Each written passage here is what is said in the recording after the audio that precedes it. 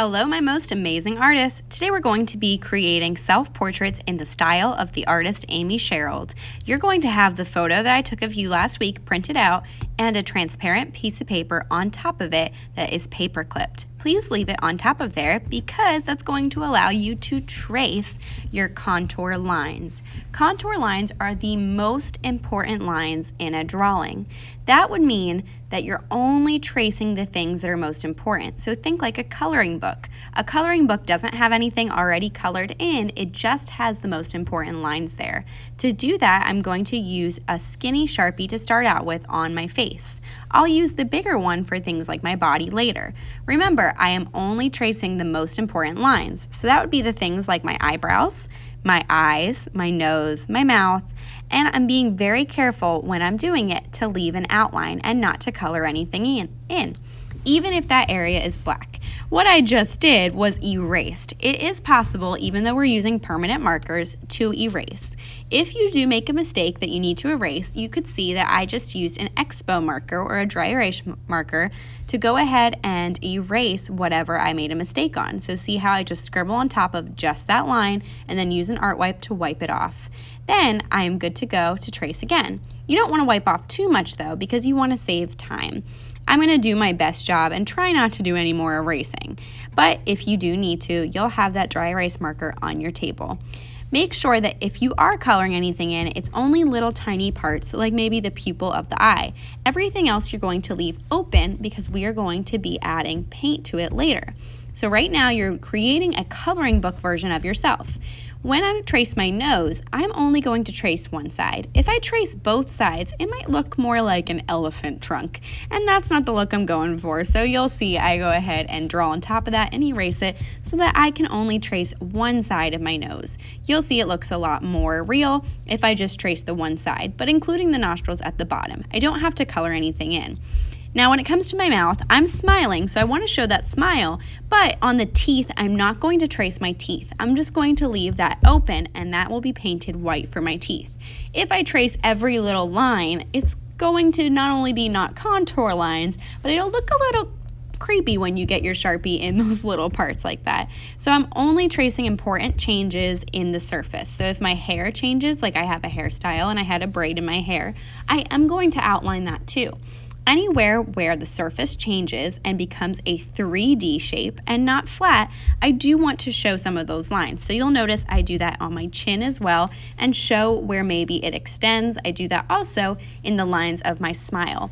So just a couple little lines are really going to make it look realistic. Amy Sherald does this in her portraits, making sure she pays attention to the contour lines and making sure she gets that 3D look of the shape. Also making sure that I'm holding my Sharpie at an angle and not pressing down hard because that will break the Sharpie's tip or make it a little bit more flat, and that wouldn't be good. You want it to be pointy because these are brand new Sharpies.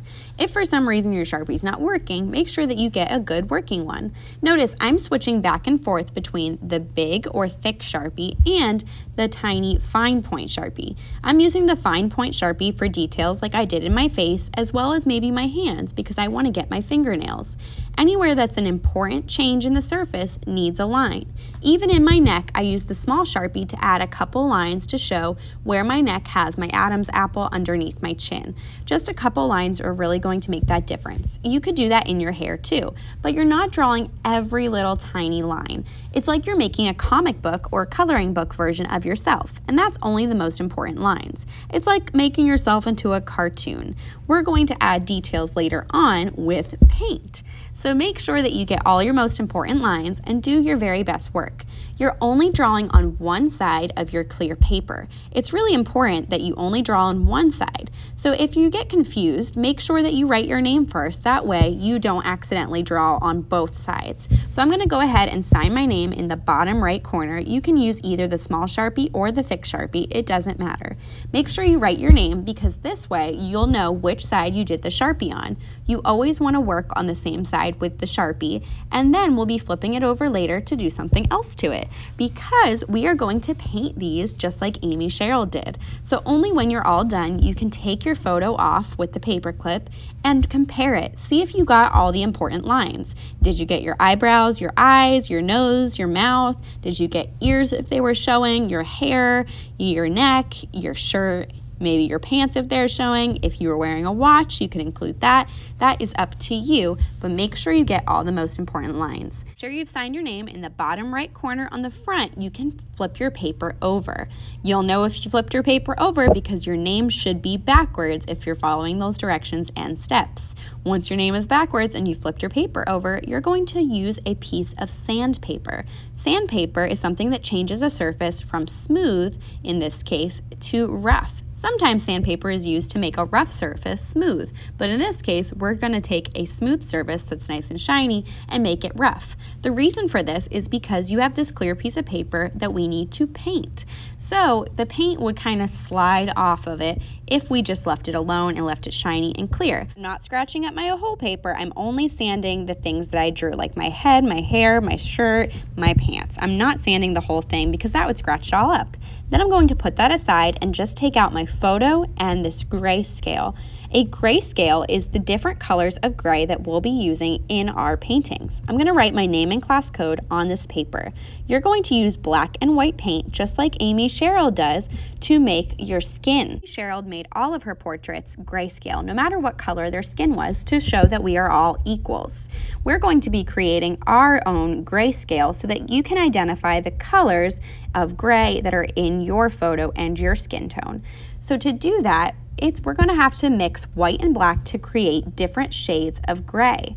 When you add black to a color, it makes it darker or a shade of that color. When you add white, it makes a tint. And this is the same with any color. But I'm going to be using my grayscale and create my own one here by starting with black paint. On the left, you'll see that this grayscale is called a gradient. It all blends together very nicely. On the right, I have different color samples and blocks, so I'm going to try to paint those rectangles in without blending them together. Now on the left, you'll see I'm mixing on a piece of paper. This is called your painting palette. This is going to be where you mix, not inside the paint trays. We want to keep those just black and white and use water to wash your brush in between your colors. I'm going to try my best to match those colors to the ones on the left of my painting. So I'm trying to make that same color to get a range of values all from just two colors, black and white. I'm going to try to create 11 different shades just from these two colors. I'm going to start with my darkest, black, and start adding just a little tiny bit of white every time. Every time I'm ready for a new color and I've matched that color exactly or to the best of my ability, then I'm going to add more white as I go down the grayscale. When I get to the bottom of the grayscale, you'll see it is just pure white. That's why it's important that you wash your brush in between your colors. Try your best to match them. On the left, you'll see I'm able to blend them together so it's a nice gradient, kind of like an ombre look. It fades. On the right though, I have those colors in blocks, those exact color samples. Now it's very difficult to get that exact shade of gray, but I'm going to try my best to match it.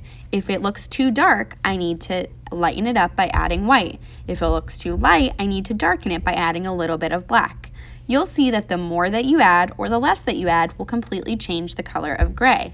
We're going to be able to use this grayscale to match it to your photo so that way you know what color gray or what shade of gray you need to paint your skin tone, just like Amy Sherrill did in her portraits. If you have time after you've painted your grayscale, then we can start painting on top of the portrait. Remember, you're painting on the side where your name is backwards and that we sanded. That way it sticks to the surface well. Your name should always be backwards while you're painting.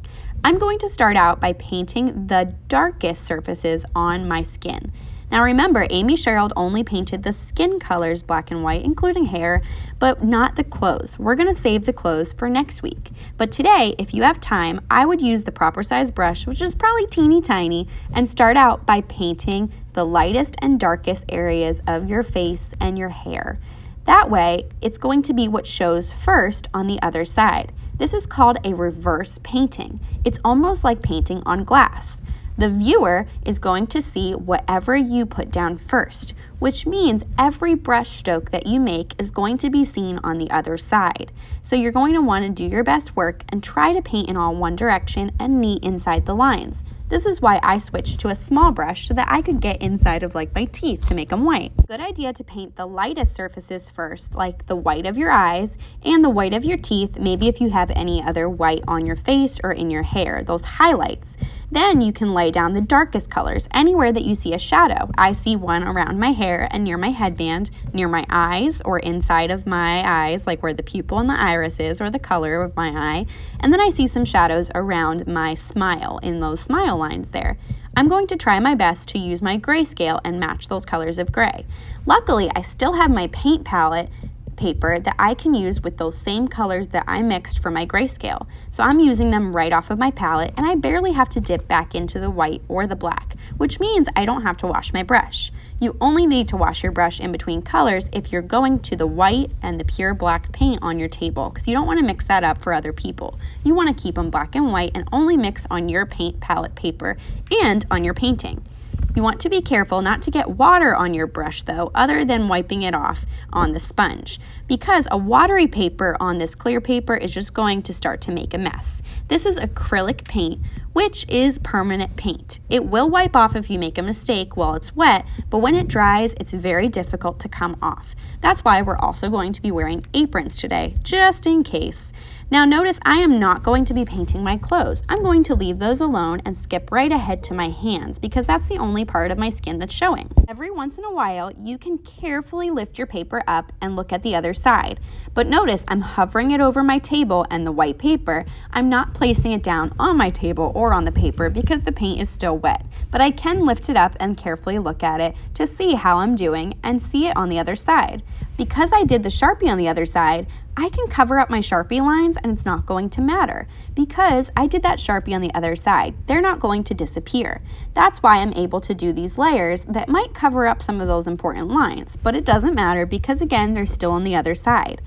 Now this paint you might need to do several layers of to make it look more realistic. So for example, my hands were hard to get just right. I had to do several layers of different colors to get them to look more like the photograph. Try your best to match those different tones of gray to the tones of gray in your photograph. If I see I need to go a little bit darker in some places, I'm going to do that and flip it over and keep checking to see where I need to go with lighter paint or darker paint. And again, I can do more layers. That way my brush strokes aren't showing because you want this to be non-transparent. We're painting on a transparent or clear paper, but we don't want the paint to be transparent. We want that to be solid. When it's time to clean up, you're going to carefully pick up both of your papers that you paint today, your grayscale and your portrait, with the paint side facing up and take them to the drying rack. Your clear paper should have a white piece of paper underneath of it to support it because it's pretty flimsy. You can throw out any of your paint palettes that you've used and put the lids on your paints. We're not throwing those out. Put your brushes in the water and then you'll use art wipes to clean your hands and area. All right, awesome artists, I cannot wait to see what you create today. Save that photograph and put it in your table folder because you'll need that next week when we work on these again.